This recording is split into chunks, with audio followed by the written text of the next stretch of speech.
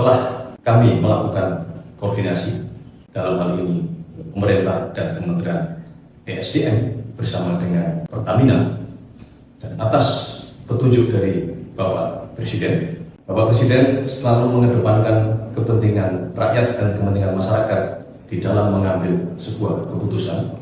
Oleh karena itulah Pertamina menyatakan bahwa Pertamina belum akan melakukan penyesuaian harga baik untuk BBM subsidi maupun BBM non subsidi.